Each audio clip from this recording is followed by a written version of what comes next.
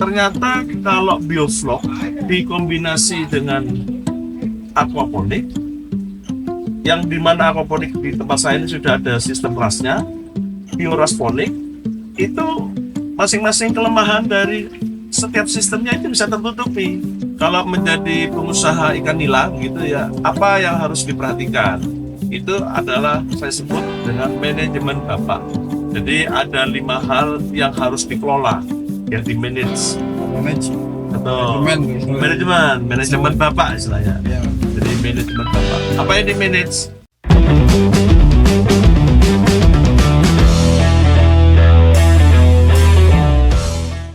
Halo rekan bisnis sekalian, kembali lagi di channel PT Bumi Wirasta Raya Sejahtera.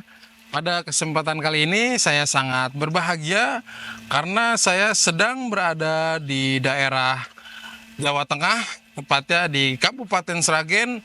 Di sini kita sedang berada di kebun nila organik, salah satu pembudidaya yang mengkombinasikan antara sistem bioflok ikan nila dengan hidroponik.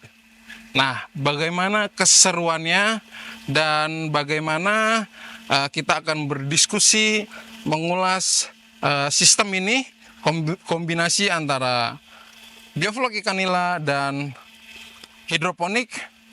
Kita akan mengorek-ngorek lebih detail sistem yang digunakan, sistem yang berjalan, dan semoga channel ini bermanfaat buat rekan-rekan bisnis yang mau memulai usaha di bidang budidaya ikan nila, serta yang sudah memulai usaha tapi gagal terus.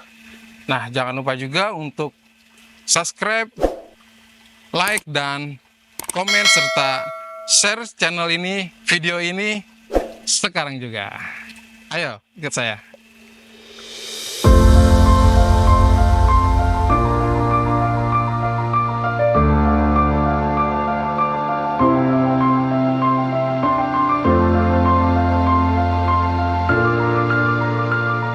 Nah, jadi latar belakangnya Pak Roni terjun ke biorasponik ini apa? Apakah ada basic sebelumnya sehingga memutuskan untuk membuat biorasponik ini, atau bagaimana Pak? Bisa diceritain Pak?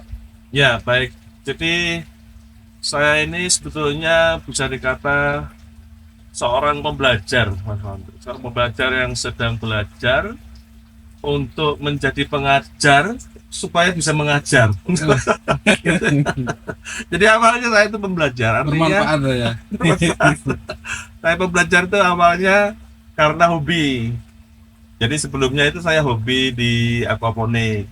Jadi skala hobi kurang lebih 3 tahun di rumah di Surabaya. Nah, di sana itu kok saya senang sekali ya, karena melihat simbiosis mutualisme, kombinasi antara ikan dengan tanaman.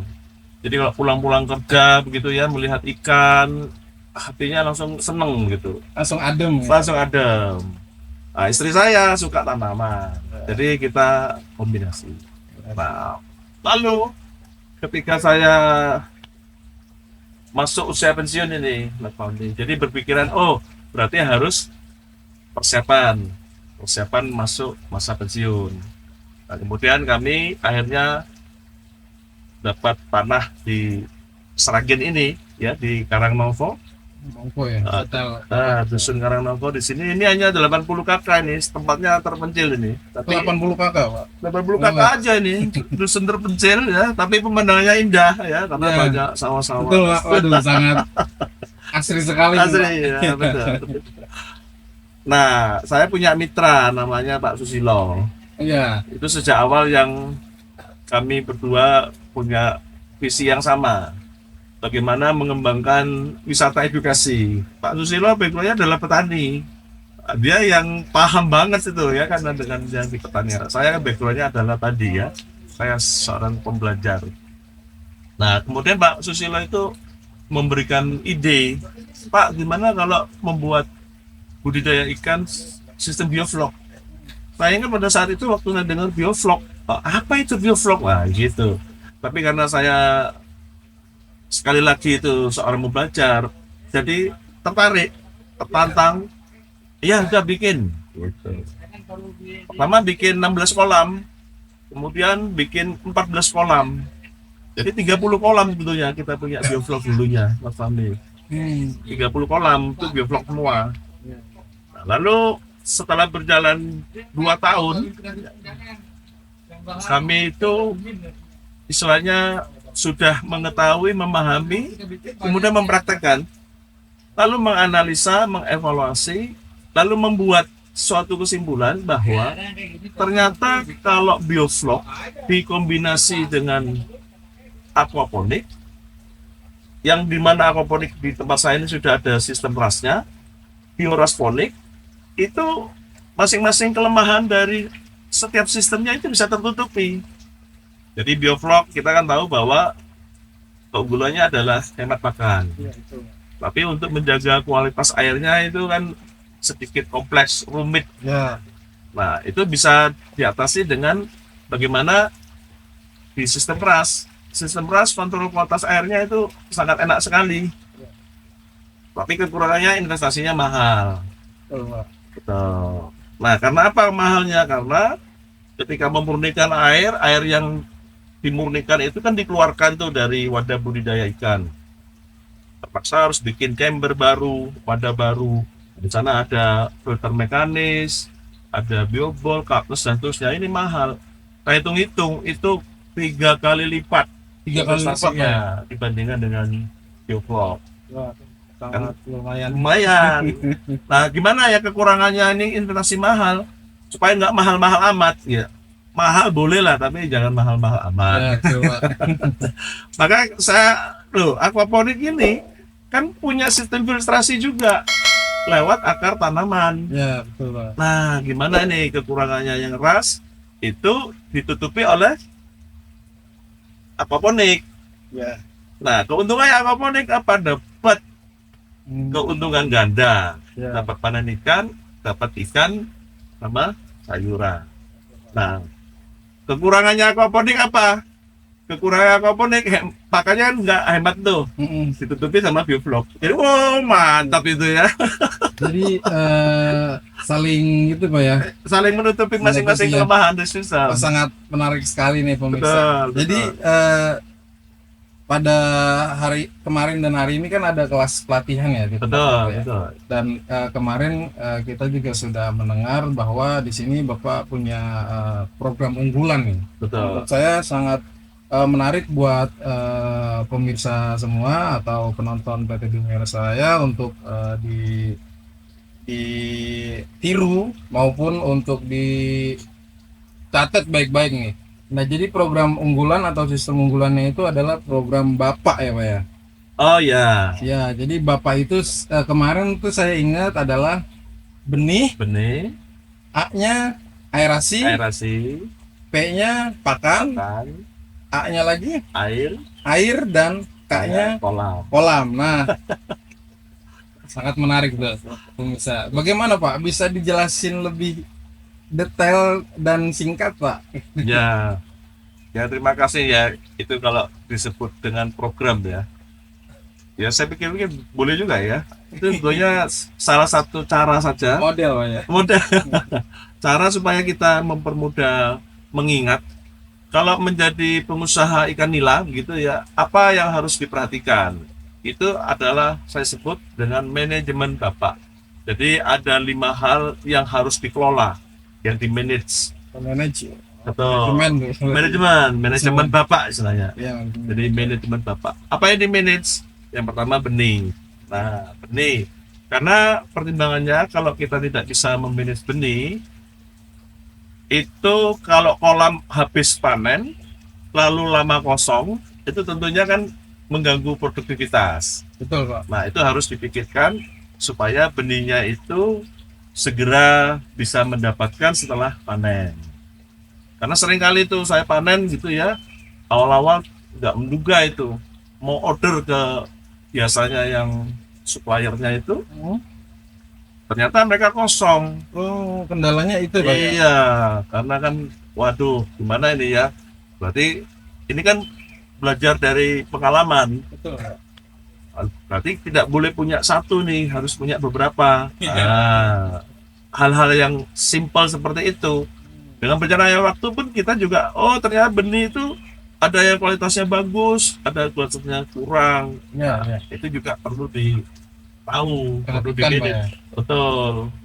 Karena kalau mamanya kita sudah punya pakan kualitas bagus, aerasinya mantap, kalau sejak awal benihnya itu sudah bermasalah, waduh, bukannya ya untung nanti itu Pak. Sudah salah dari Untung. start ya, Pak ya. Jelas dari awal. Startnya aja udah salah tuh. Bener.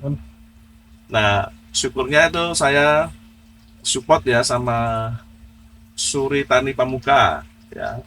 STP itu dia ada hatchery yang mensupport untuk benih di tempat saya. Nah, kalau yang kedua berarti ibaratnya kalau sudah ikannya masuk kan aerasi ya, Nah, penting tuh. penting banget Aerasi. ya. Nah, saya bersyukur disupport sama BWS ini. Ya, Pak. Kita sudah punya suatu frekuensi yang sama katanya Mas Fahmi ya, bahwa yang namanya aerasi itu jangan main-main, standarnya harus diperhatikan betul, yaitu 1 meter kubik air, 1 uniring atau diffuser dibutuhkan 30 liter Per menit. menit. Ya, Itu idealnya. ideal. Ya, idealnya. Jadi kalau mau kunci yang kedua, bagaimana kita harus menghitung sebelum budidaya, perhatikan berapa kapasitas kolamnya, berapa banyak jumlah ikannya, lalu dihitung berapa kebutuhan untuk mesinnya, berapa LPM. Nah, kalau ada yang susah ngitung, jangan susah-susah. Ini ada Mas Fahmi yang Siap, akan Pak. bantu. Jadi kita coba ambil contoh real Ya. di tempat Bapak. Kolam bioflok Bapak di sini kan ada 15 kolam, 14. 14 kolam dengan diameter Diameter 3. 3. Betul. Berarti diameter 3 itu kan 7 kubik, Pak ya. Betul. Kolam dikali 14. Betul. Berapa tuh, Pak? 98. 98. Ya. Nah, jadi total dari 14 kolam diameter 3 bioflok Pak Roni itu adalah 98 kubik. Ya. Tinggal kita kalikan 30 liter per menit, Pak ya. Betul. Nah, itu ketemunya berapa liter per menit? Kita saya hitung dulu ya. Ya. 98 dikali 30. Nah, itu jadi ketemunya kebutuhan udaranya adalah 2.940 liter per menit. Nah, tinggal kita cari aja tuh, Pak, Iya. mesin yang memproduksi udara mensuplai ke kolam bioflok Bapak itu dengan 2.940 liter per menit lah ya. Gitu. Nah, itu salah satu hal penting juga tuh, Pak. Betul. Lanjutnya setelah aerasi apa nih, Pak? Nah, sebelum saya lanjut tuh ya, kaitannya dengan aerasi itu begini juga yang saya perlu kasih catatan. Di sini kan saya punya webinar dengan workshop. Sampai saat ini mungkin sudah kurang lebih 500 peserta. 500 500 peserta. Nah, itu kebanyakannya mereka kalau konsultasi ke saya itu ikan mati. Nah, Nah, pertumbuhan kurang. pertumbuhan kurang. Terus kalau saya tanya, ujung-ujungnya itu karena aerasinya kurang.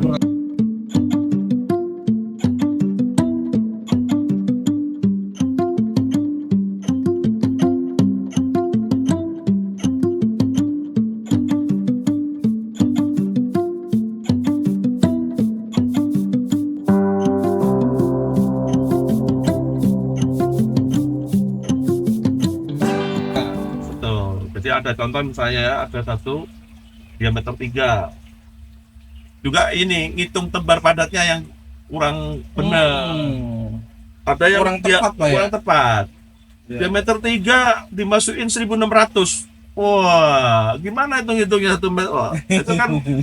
Nah, mesin aerasinya LP 100. Ya. Lalu dia mengeluh, kenapa kok ikan saya mati? Itu menurut saya bukan gara-gara salah ikannya itu, Bukan salah ikan, Pak ya. salah orang. Salah orangnya. salah yang menghitungnya gitu Salah ya. begitu ya. Ini orangnya. Berikutnya pakan ya. Pakan itu tentu juga kita harus fokus apa yang menjadi kebutuhan daripada ikan. Kalau dari skala hobi, saya sembarang aja beli makan ya ke toko. Makan ikan, dikasih makan ikan, saya nggak peduli itu proteinnya berapa. Yang penting dikasihkan ke ikan, ikannya lahap, lihat senang, sudah selesai.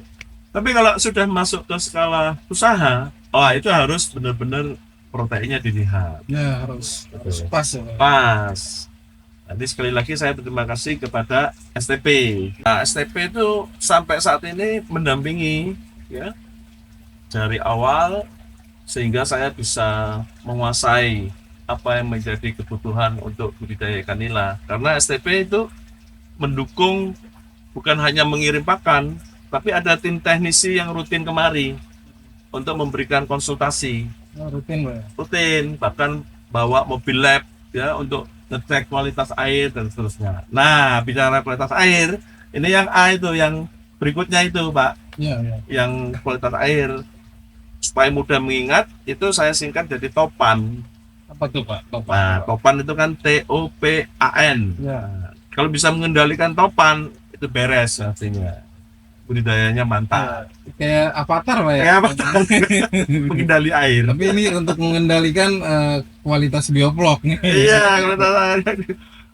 Yang rekayasa lingkungan tadi sampaikan ya. Betul Pak. Yang airnya itu Iya, iya, iya.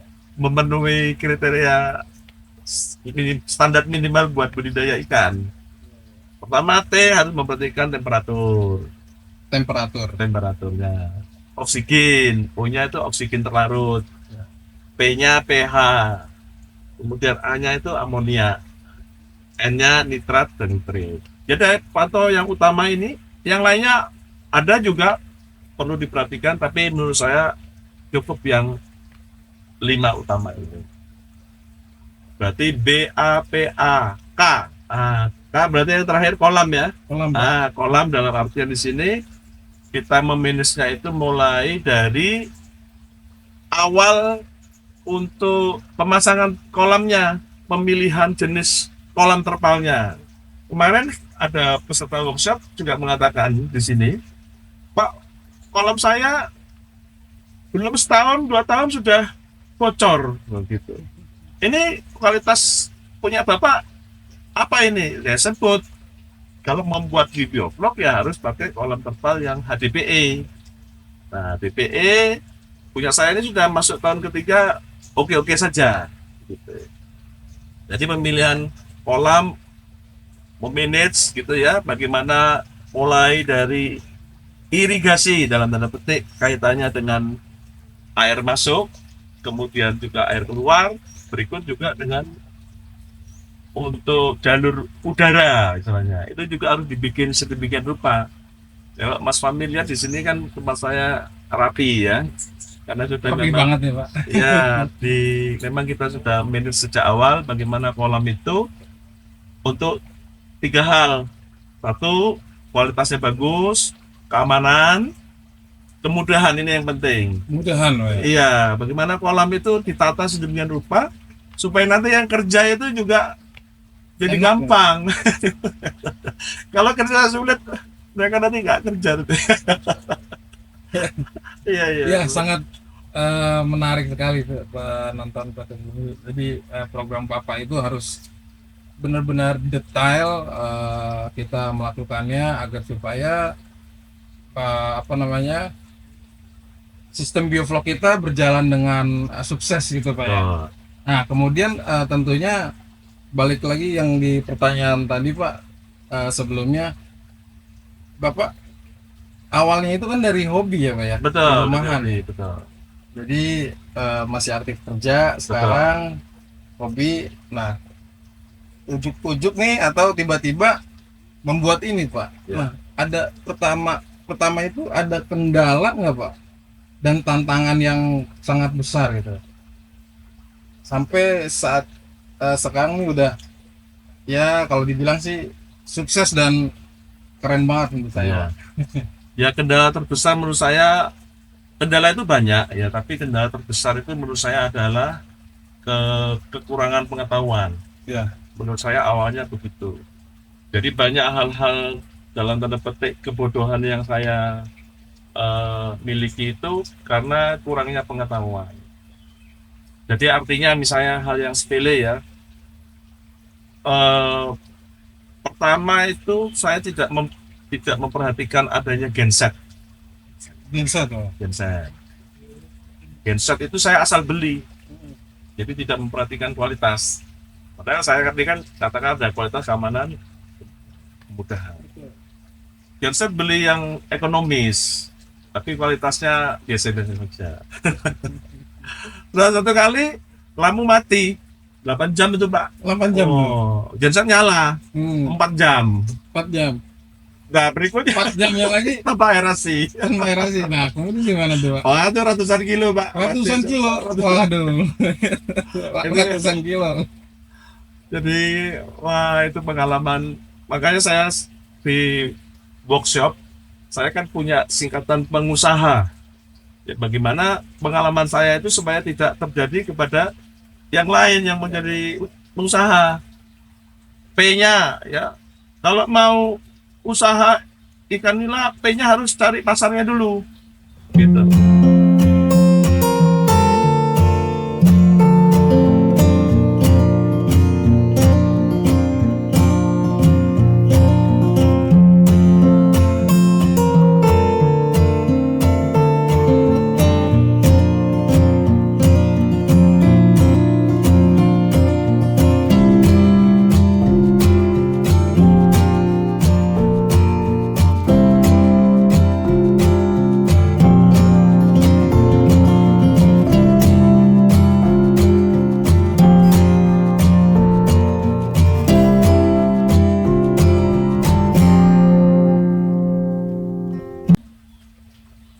Tapi kemarin workshop ada yang menarik nih ya.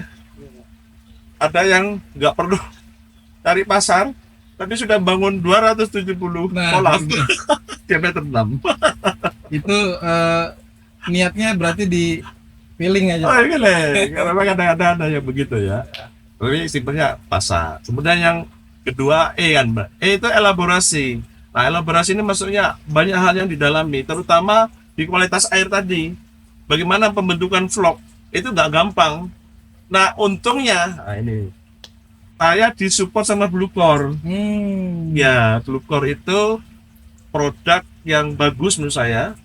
Dia punya probiomek, dia penjaga kualitas air, penstabil air kolam. Mantap ini. Kemudian kalau bibis pakannya, saya ada Bluecore itu Max Oil.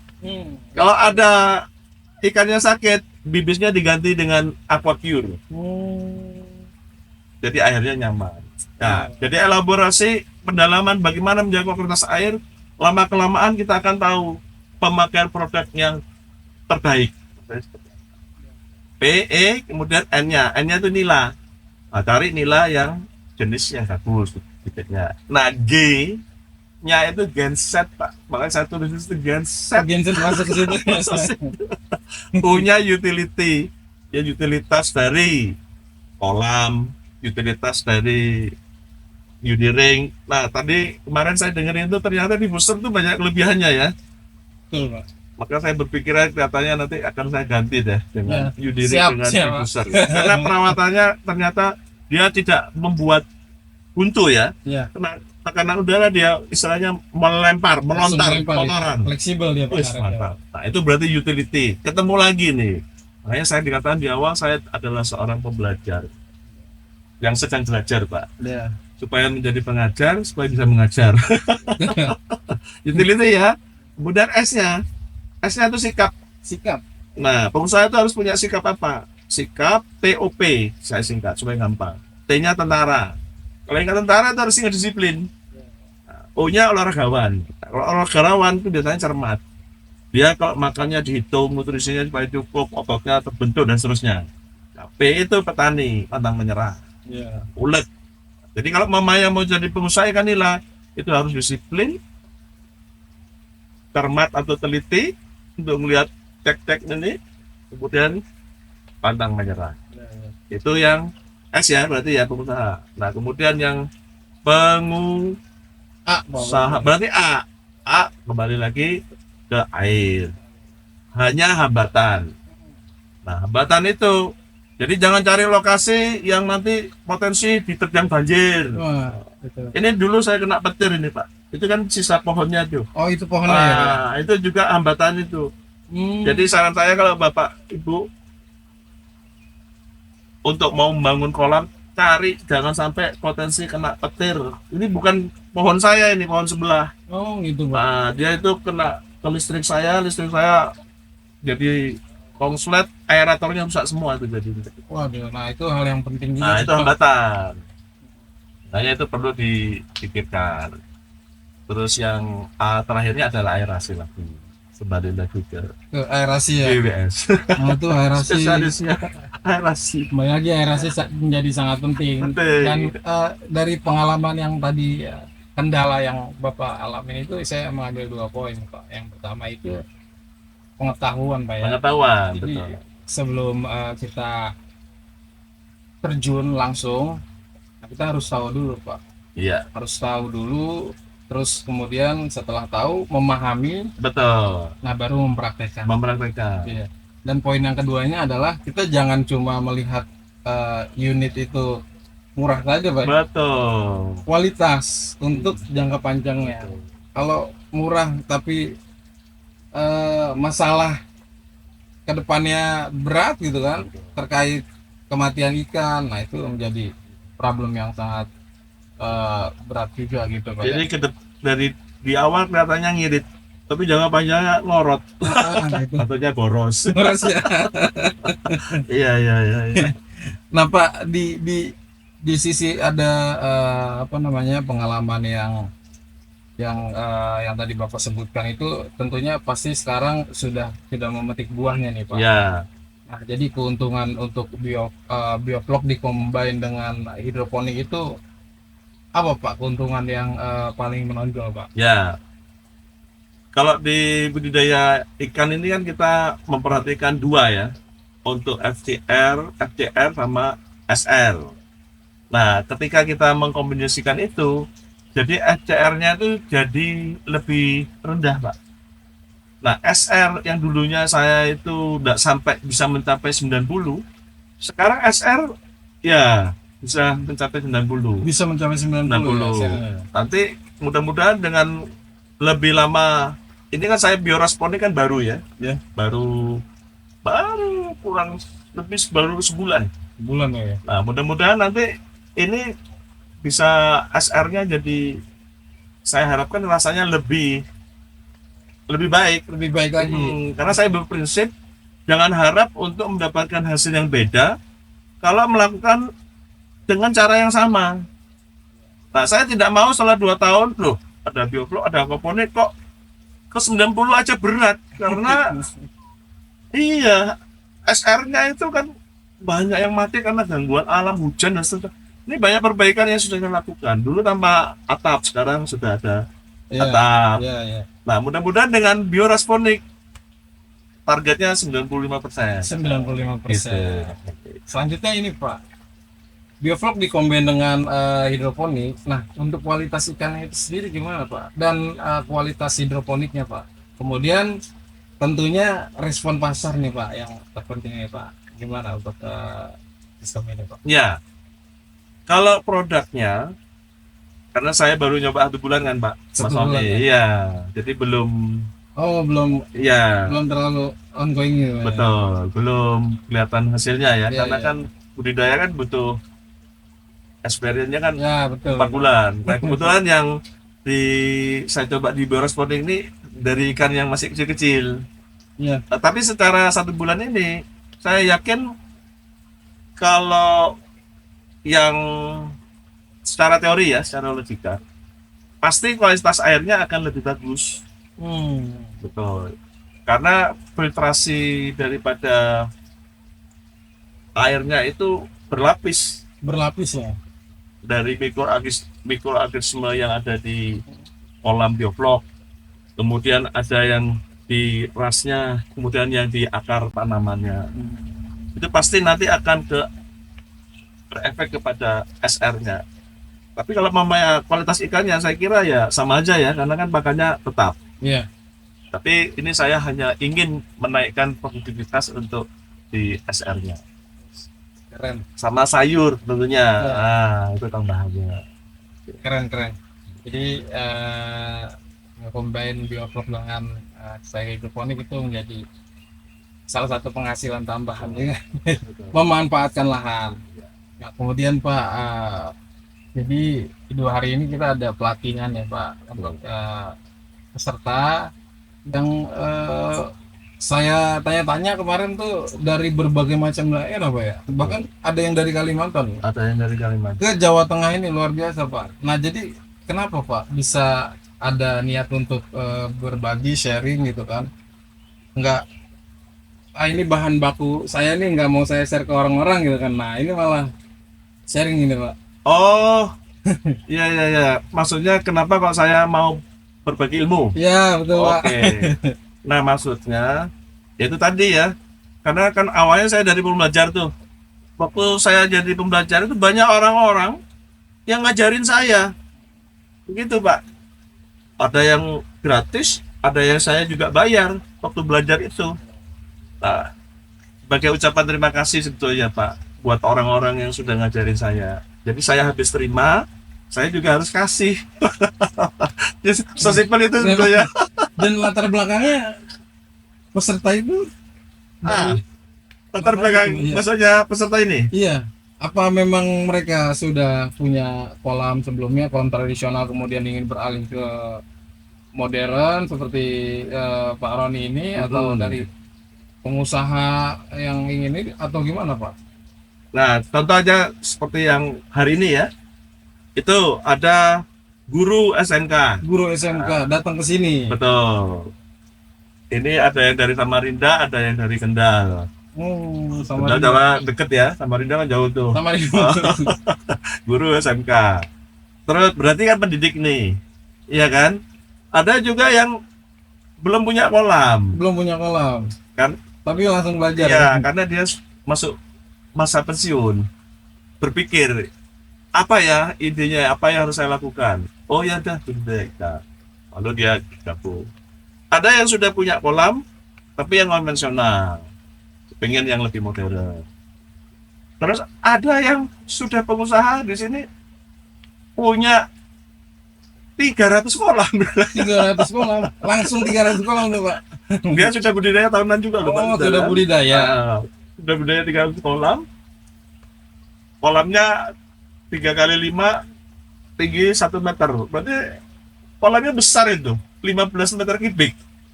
Dia juga sudah produksi sampai ke frozen. Jadi dia punya kendala, frozennya produknya laku keras, budidayanya dia terhambat karena banyak yang problem, banyak kematian dan seterusnya. Makanya dia datang ke sini untuk belajar gimana untuk meningkatkan produktivitas supaya produk frozennya ini bisa lancar. Iya.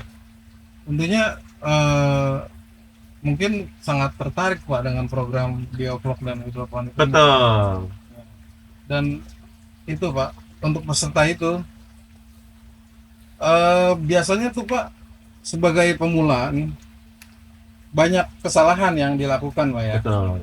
Nah, trik and tipsnya apa nih Pak untuk bagi pemula yang ingin memulai usaha bioflok maupun hidroponik Pak? Jadi yang penting Pak tipsnya. Ya, tipsnya kalau bagi pemula menurut saya memang harus punya mindset bahwa tidak ada yang gagal. Tidak ada yang gagal. Ya, yang ada hanya berhasil atau belajar. Ya. Jadi artinya jangan takut untuk mencoba sesuatu yang baru. Karena pada waktu kita belajar sesuatu yang baru, mencoba, kok ternyata belum berhasil. Ini kan bukan gagal ya, belum berhasil. Jangan berhenti. Periksa itu, kenapa kok belum berhasil. Jadikan itu menjadi pembelajaran. Coba lagi. Gagal lagi, coba lagi. Begitu seterusnya. Itu yang dulu saya lakukan di sini, Pak. Jadi tidak serta-merta jadi seperti ini. Banyak kali kesalahan-kesalahan yang saya bikin, tapi saya tidak menyesal tidak merasa rugi. Karena apa? Karena kesalahan yang saya bikin, kegagalan yang saya alami, itu saya ubah menjadi sebuah pembelajaran. Nah, akhirnya ketika saya belajar sesuatu, saya dapat keuntungan dari pembelajaran tersebut. Ya. Ya, memberikan pelatihan ini kan akhirnya. Nah, mereka yang datang-datang itu, kenapa?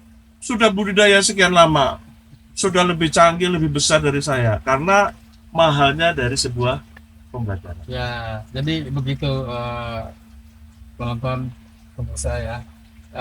Kalau mau berhasil, kita harus mengupgrade diri kita ya Pak. Mengupgrade Mindsetnya. diri kita, dan harus punya mentor juga untuk memperoleh ilmu pengetahuan Pak ya, agar supaya gagal itu tidak berkali-kali dan berkepanjangan gitu Pak. Betul.